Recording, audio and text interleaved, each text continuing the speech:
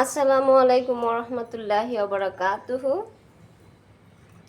কিশমিশ খেলে কি হয় তা জেনে নিন, এর উপকারিতা কী। এই কিশমিশ আমরা সাধারণত শ্যামার মধ্যে দেই বা বিরিয়ানির মধ্যে দেই, অনেকে পোলাওর মধ্যে দিয়ে থাকি। তার চাইতে বেশি উপকার হলো আমাদের শরীরের হাড়ের জন্য অনেক কাজ করে।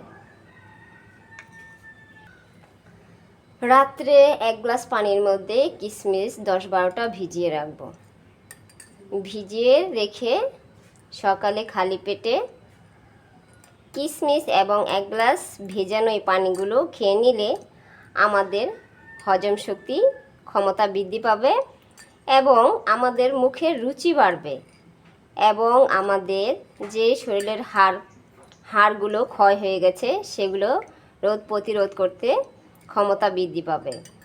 এবং তো আমার ভিডিওটা ভালো লাগলে ফলো দিয়ে রাখবেন, লাইক শেয়ার দিয়ে আমার পাশে থাকবেন। এমনইভাবে নতুন নতুন ভিডিও নিয়ে আপনাদের মাঝে চলে আসবো। সেই পর্যন্তই সবাই ভালো থাকুন, সুস্থ থাকুন। আল্লাহ হাফেজ।